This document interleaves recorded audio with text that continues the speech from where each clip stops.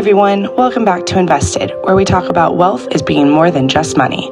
Our partners Paul Rand, Joel Rand, and Sarah Minikari will bring in guests and industry thought leaders to chat about meaningful topics on personal finances, health and wellness, ideas for your business, tax planning, and other key issues that impact our lives and our livelihood.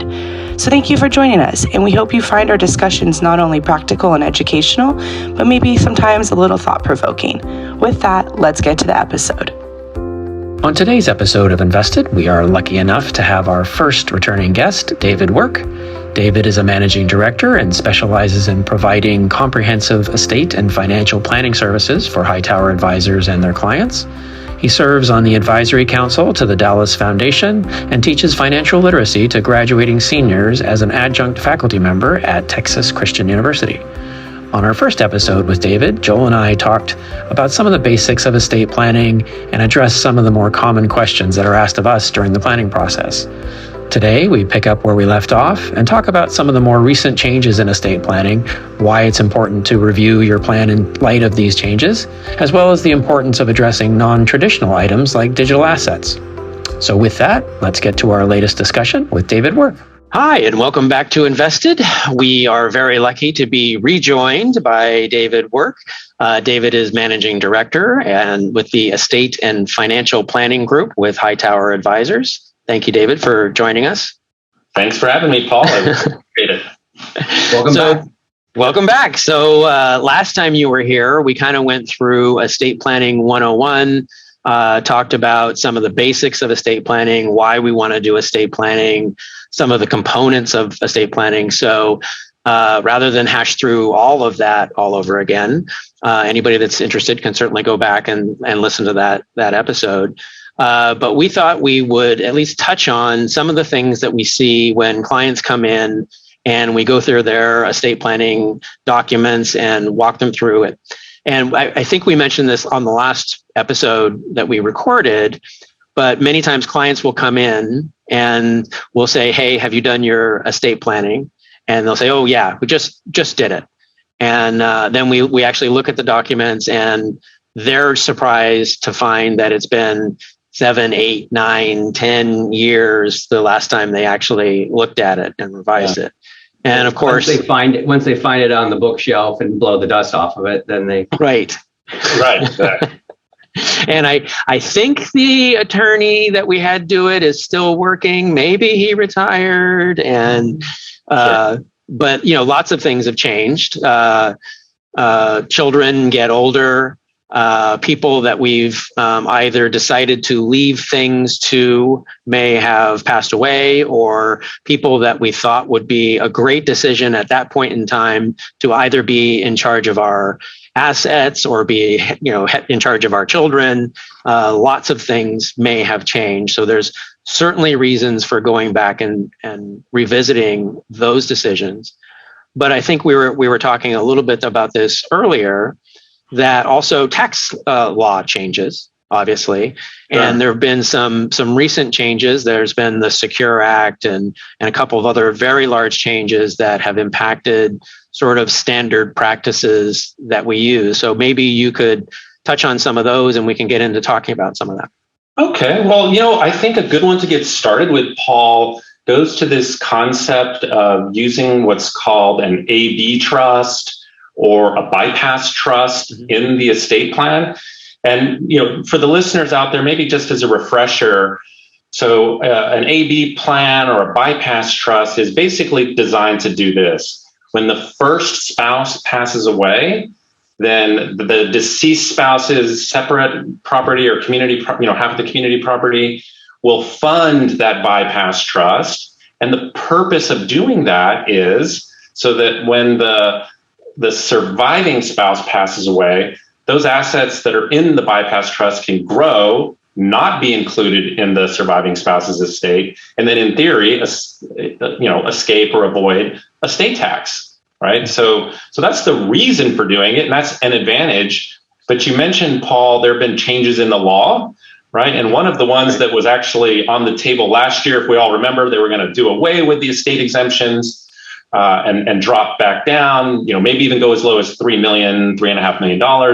But where we sit today the exemption actually ticked up a little bit because of inflation. So individuals have 12.06 million. So that means if you're a married couple, you have to exceed $24 million before you run into an estate tax.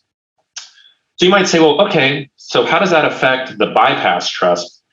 Well, here's one of the disadvantages of a bypass trust.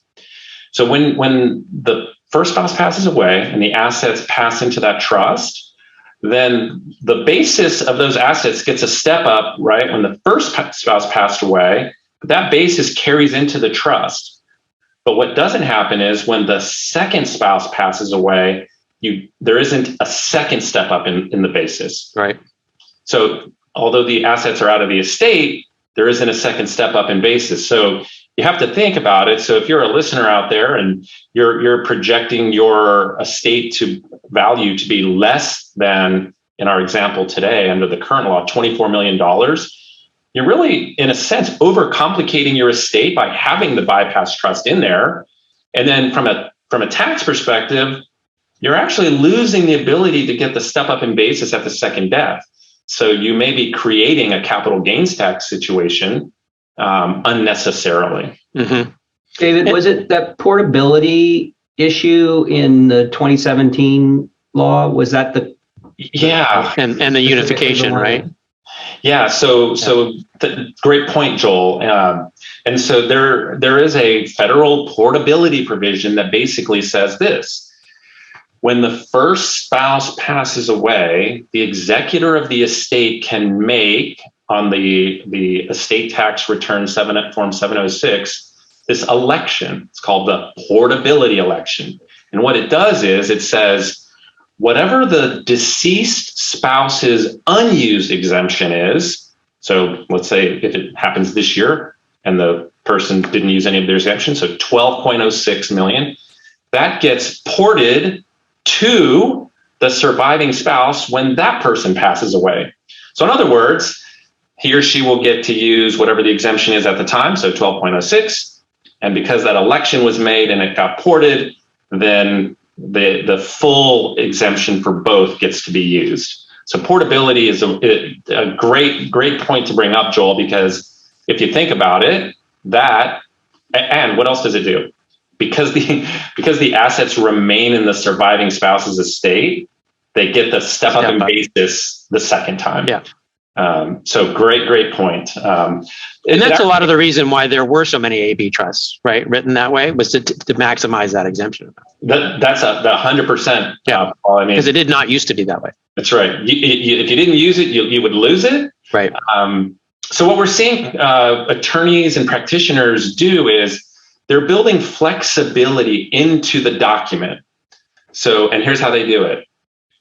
They put a provision in there that says that an election can be made to disclaim assets to the bypass trust, but also give the ability to make the portability election. So in other words, the surviving spouse isn't in a position where he or she has to fund a bypass trust. Mm-hmm. They can make a choice.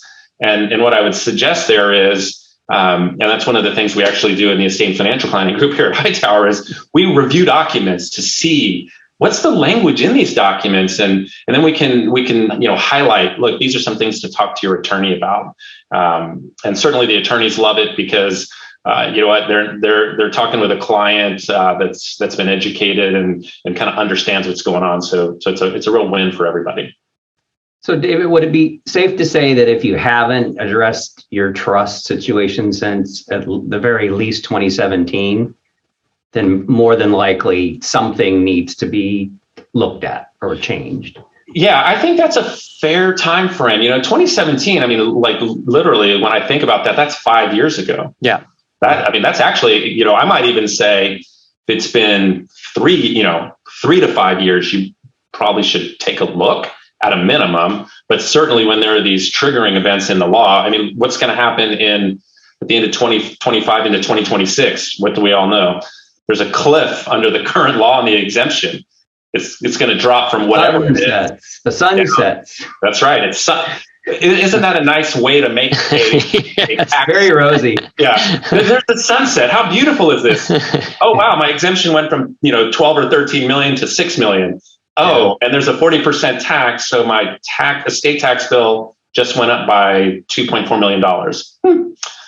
So I would suggest probably every 3 to 5 years, to your point. And then, if there's some triggering event, I mean, Paul, you mentioned in your introduction, the fiduciaries might change in the document. In other words, who's the trustee? Maybe you named your best friend or, a trusted advisor or, somebody, and maybe their life has changed. So that review of the fiduciary is, that could be any time. There's another one that I see, or I used to see a lot, and it was this. Have you ever seen in trust or, where it basically says, at age 30, the adult son will get, half, a third of the assets. And then at 35, they get a half. And then by age 40, they get, all of the assets. Let's think about that for just a second. What happens to those assets once they come out of the trust? They go into that person's name, the adult child's name, and become subject to creditors, lawsuits, divorce, potentially divorce, all these things. And I can just tell you when I sit down with clients and I say, did you intend, I ask a question, did you intend to leave assets to your son or daughter in an unprotected manner? They just have this kind of, look on their face like, what do you mean, David? And that's what we mean, because those age attainment clauses, those are in a lot of documents. So that's another one I would just suggest. Let's think through, let's look at the dispositive provisions and see if that lines up with, what the parent or parents want to have happen with that money. Well, and I think you bring up another good point too, is say, for example, I have that structured for my kids, right? They get a third at 35 and a third at 40 and a third at 45. So that's a 10-year time horizon, right? And I've picked, say I have a sibling that is going to be the executor of my trust. And so many years goes by and I haven't looked at my trust, and now I pass away. And now, do I want that brother that's now X years old? Is that the right person to be distributing assets to my kids over the next decade? Right. Yeah, and I think to your part of your point that you're making. And no offense to my brother who happens to be here. He's a great guy. Who's the old brother I'm talking about? No. Everyone knows I'm close with the estate planning attorney. Yeah, I think what you're getting at there, Paul, is an assessment just has to be made, because it's certainly not a wrong choice to say my brother is going to be the trustee. Your brother may be, the absolute best choice. It's just, let's assess the situation, but let's also come up with a contingency plan. Absolutely. Right? Because even if your brother is the best choice, what happens if Which he clearly is. I mean, becomes unexpectedly incapacitated? Yeah. Right. So what's the plan B under that scenario?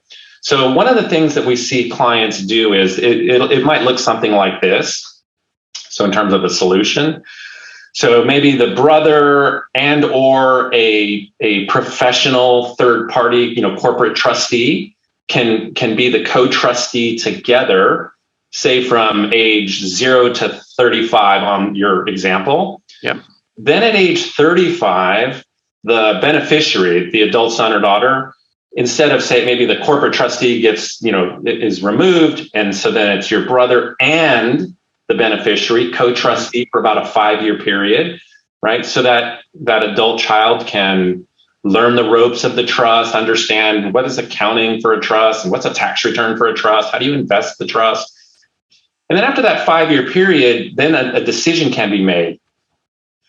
Should the adult child beneficiary become the sole trustee? But here's the difference. Keep the money in the trust over the lifetime of the child. So now the adult child they've had an opportunity to work on the trust as co-trustee. They understand the role and the function. When they make the decision, if they make it to become the sole trustee, now they're in the decision-making role, right? They still have to follow the terms of the trust agreement. But the money, instead of being distributed, put into their own name in their own estate, subject to tax, Right. stays in the trust, protected. And so that's what we're really seeing. A lot of families move more in that direction versus just have it all pour out at age 40. David, one quick point back to that reviewing who the trustees are. I can't tell you how many times I've run across, maybe that situation where the successor trustee is either not available any longer by death or some other reason, or not a friend anymore, or what have you. But almost the default on a lot of old trusts I see are the local banks as successor trust companies. Yes. And we've had a very difficult time, if it ever reaches that level, cleaning up that mess, because once the sort of local banks get a hold of them, it's really hard to wrestle away and expensive. Yeah, well, and part of the reason why is after a person passes away, their document becomes irrevocable. Right. So the person that's creating it can't just change the terms. So this is where it's really critical. And again, I think it's great that we're talking about, clients coming in, they have documents, and why should they review it? That's another area where we can review documents for clients, is not only tell them, that situation exists, but talk with them about the pros and cons of the local bank versus, and I'll give an example. What's a way to create flexibility in the document? We talked just a few minutes ago about this disclaimer provision, right? To create flexibility. Well, another thing that attorneys can put in a document, there's a role called a trust protector. Okay, so this is a person that can be named, that can be given some power within the trust document to do certain things. One of them is remove and appoint a corporate fiduciary. So that way, if that provision is in there, it doesn't really matter who's been named, because the trust protector will have been given the power to say, hey, local bank, you're not providing the service that the client wants, the beneficiary wants. Your investment solution set is really narrow. It's not, it doesn't open up to a broader investment solution set that we think is really important, as we try to manage and navigate through these times. So the trust protector, without cause, can remove that trustee and appoint another trustee. And look, here's the thing. The person, the parent creating the document, can define what does that next trustee look like. Maybe it's a national trust company or a Delaware trust company. Can be any sort of thing, but they have the flexibility to decide that, or make it broad. Just let the trust protector make a broad decision. But these are all examples of, let's just review the situation. Let's know what we have. And then once you know it, and look, it's our job to help pull that out of the documents, help advise the clients. Then the client can make the decision, right? We're agnostic as it relates to, ultimately, we want clients to be empowered to make the choice that's best for their plan. And I don't want the flexibility, right? That's yeah. And I don't want to stray too far from our topic, but you did bring up a point, especially when we're going through the strategy of how does this entity work.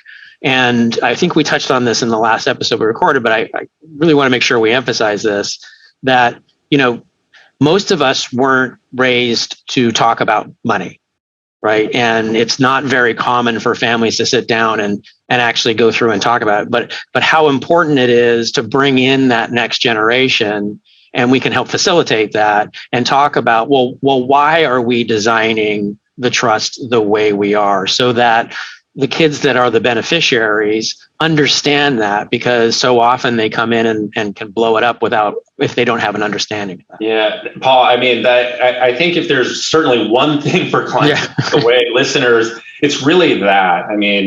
There's research that's a lot of articles and research being done on the effectiveness of estate plans, because you can hire the best lawyer, have the best plan with all the best provisions, but it's that communication, that transparency from the parents to the next generation that you're talking about, that correlates directly to a successful outcome in the implementation of a plan.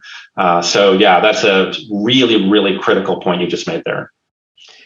But, and getting back to, the original theme, sort of, hey, this is some stuff we've seen in older trusts, and now we're kind of in a new age, and we've had some law changes and some things we need to consider. One of the other topics we had talked about earlier was the Secure Act and how that changed IRAs and the implication for beneficiary, especially non-spouse beneficiaries of IRAs. Can you touch a little bit on that and some of the things that you're seeing and the importance of that?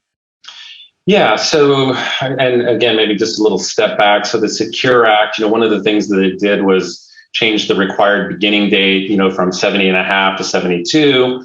So that's to allow assets, to continue to grow a little bit longer. And we can still contribute. Yes. Great point. But one of the key provisions was that it took away the stretch for non-spouse beneficiaries. And the stretch, again, just for the listeners, is the ability of a beneficiary to inherit an IRA and then have that IRA pay out over their life expectancy according to a table. But spouses can still do the stretch. So maybe we should talk about that just briefly. So sure. Spouses can still do it. If you're a minor child of the decedent, so that child is entitled to a stretch up to a certain age. We'll talk about that in a minute. If you have a disability, and actually there were some proposed regulations that just came out, Paul, that actually helped clarify that definition of disability for minors. Because under the original Secure Act, basically one of the requirements was whether or not the disabled person could have gainful activity. In other words, could they have a job? Well, that doesn't apply, right, to if you're really young. So basically what they just brought in the definition to make sure that certain disabled children were not excluded. And then, if you're chronically ill, that was another, you can get the stretch there. But what's interesting about the Secure Act and this 10-year rule, so the prevailing thought up until literally just a few weeks ago was that for those non-spouse beneficiaries, they could set up the inherited IRA, and then it would last for 10 years, but there was no requirement to make any distribution. There wasn't an RMD requirement during the 10 years. So in other words, complete decision-making about whether or not to take money or leave it in and then take it all out at the end. And just, I'm sorry, just to clarify. So for non-spousal beneficiaries, really most of the time we're talking about kids, but it could be nephews or siblings or something like that. Yeah. Or brothers. Right. That I put brothers under siblings sometimes. I don't know about you, but that's yes. So great clarification there, Paul. But under these proposed regulations, what they're basically saying is they're creating sort of two classes of beneficiaries. So if the IRA owner dies before the required beginning date, then it's the 10-year rule the way I described, which is you can set up the account, you can take it out in any fashion you want during the 10 years, but it has to come out by the end of the 10th year. If the IRA owner, however, passed away after the required beginning date, then the IRA, again, it's the same 10 years, so the 10-year rule still applies, but the beneficiary does have to start taking an RMD. Part of the reason why that's important is you want to make that distinction is if you're not taking your RMD, you don't want to be subjecting assets to under distribution penalties and things of that nature. So I think it's just from a planning standpoint, I just always encourage people to, speak with their advisor, give Paul or Joel or Sarah a call and let's talk through, hey, these are this is my age, this is my spouse's age, this is our kids, and let's map it out just so we know. And again, it's not an overly, well, it feels overly complicated, honestly. But let's talk about it, just like with all of this. Let's just examine it and lean on your expertise in this area.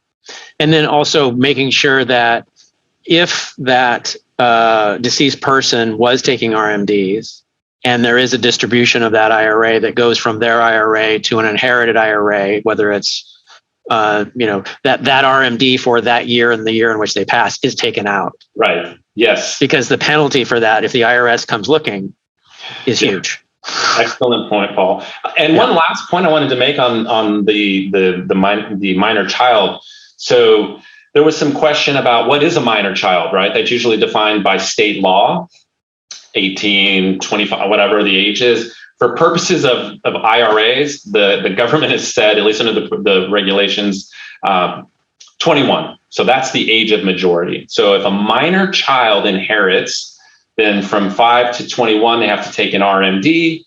And then from 22 to 31, so for that next 10 years, depending on the age of the IRA owner, they may or may not have to take an RMD, but then it would have to be distributed by the time they turn 31.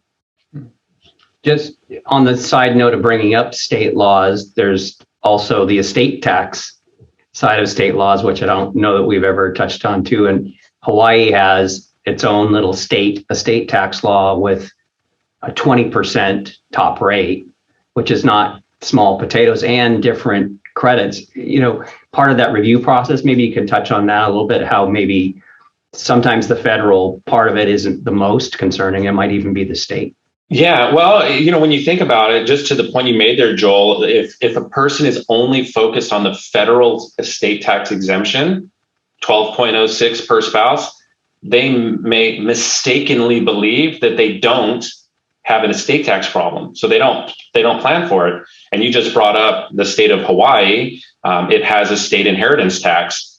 So it's just something to be, number one, mindful of, know what your state's law is, so that you can plan and prepare for it. Because, I'm here in the state of Texas. We don't have any estate or inheritance tax. But there are other states that do. So it's just something to take note of. And then David, with that, just talking while we're on the conversation of minors too. So young couple, they're working, they have their 401ks, they have their IRAs, they have minor children. They set each other up as their beneficiaries, the primary beneficiaries on their IRAs. Now we come to the contingent beneficiary. We want it to go to the kids. What are some of the options on the way we do that? Yeah, so you can actually name a trust as the beneficiary of an IRA. Now, there are certain requirements it has to meet. It has to be valid under state law. You have to have identifiable beneficiaries, which actually can create a little bit of confusion if the attorney's getting really complicated in who the beneficiaries are. But for all intents and purposes, what we see, especially in the case of where there are minors, is have a trust be the contingent beneficiary. So if something happens to the parents, then the IRA assets will flow through that trust and then be for the benefit of that minor child. So, but I do want to say this. I mean, there's some pretty complicated rules around what is an identifiable beneficiary. That for this podcast, we could probably sit here for 3 hours talking through all remainder contingent beneficiary combinations. Again, I would just encourage folks that are listening. Let's make sure we understand the family tree, we understand the ages, so that when we do a review, then we can advise and guide appropriately. Okay. And then one other, thing I know we're running, we don't want to be here all day because we could be. Well, he said another 3 hours. Yeah, he did say another 3 hours, right? Okay, so we're only a few minutes in. But you talked about, and in that whole theme of, hey, things are a little different now. One of the topics that you brought up in our earlier discussion were digital assets and some things that we need to consider maybe addressing in our trust that we didn't have to think about 5 or 10 years ago, whether that's, miles on credit cards or what have you. Yeah, I mean, it's interesting. So I think the whole digital assets universe, think about how quickly that's evolving. In the past, maybe it's, we thought about digital assets as, our pictures, that we take on our phone, things of that nature, maybe our social media accounts. But what we're seeing more and more of is, families and individuals are investing in digital assets, things like cryptocurrencies, these things called non-fungible tokens or NFTs. So it's not just pictures. It's even website URLs, your web addresses. These things have value. Yeah. So from an estate planning perspective, again, especially if your documents were drawn up, 5 years ago, 7 years ago, 10 years ago, I would almost guarantee that there isn't going to be a provision in there that gives the executor of the estate the authority to work with whoever the provider is of the digital account, access to that account. So you have to make your estate plan, I'll say digital savvy, if you will, and have provisions like that in the document itself. But then there are some practical concerns, right? Where are the passwords and usernames? Like, have you made a comprehensive list of all of those different accounts with the usernames and passwords? And does the fiduciary, does the executor, does the trustee have access or knowledge to where those passwords are? So it's a developing area. And again, you have to think about it with the privacy laws that we have today. I mean, companies, they're not going to just hand over access to digital accounts or digital assets, right? In fact, I think it's a crime.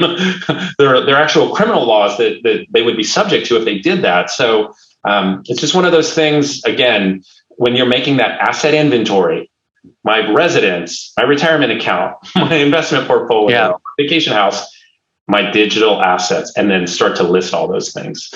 And I'll do a shameless plug for another episode of the podcast we did talking about small business issues and valuations. But just in that example, I can think of a case where you may have a business that has the domain name, and oftentimes that domain name is in the owner of that is in the name of the owner of the business. It's not in the name of the business. And that has value. And you may have made a plan for the business and your personal assets, but that domain is going off with your personal assets. Another great point. And you just made me think about the ways that individuals and people are monetizing just even their YouTube channel or their Instagram account, or these things have value. Or I think we talked about in our earlier discussion, you have to know what you have with digital assets. You may think you purchased this really great collection of music, but did you actually purchase the music itself or only a license to use that music? And that's a really important distinction, because look, the next generation, if they think they're going to get that great collection, they may not actually be entitled to it. But again, I think making your estate plan, bring it up to speed, up to par, if you will, with where the laws are as it relates to digital assets. But look, it's constantly evolving. So that's probably one we got to probably stay on a little tighter as those laws come quickly. Great. Well, David, we're not near our 3-hour mark, but we've taken a lot of your time today, and appreciate the amount of time you've spent with us. So thanks so much. Unless there's, Joel, anything to wrap up or? No, I just want to thank David for making the time. It's really important resource that we have access to, and our clients do as well. So really appreciate the time, David. You're so welcome. And I appreciate the listeners out there for letting me be a part of your day today. And thank you, Paul and Joel and Sarah, for letting me be on the podcast today. So I really appreciate it. Thanks, David. So that's our episode for today. Thank you for listening. If you found this topic interesting or useful, please let us know. Or if there are other topics you'd like us to address, let us know that too. We'd love to hear from you. Thanks for joining us, and thanks for being invested. Material is not intended or written to provide and should not be relied upon or used as a substitute for tax or legal advice. Information contained herein does not consider an individual's or entity's specific circumstances or applicable governing law, which may vary from jurisdiction to jurisdiction and be subject to change. Clients are urged to consult their tax or legal advisor for related questions.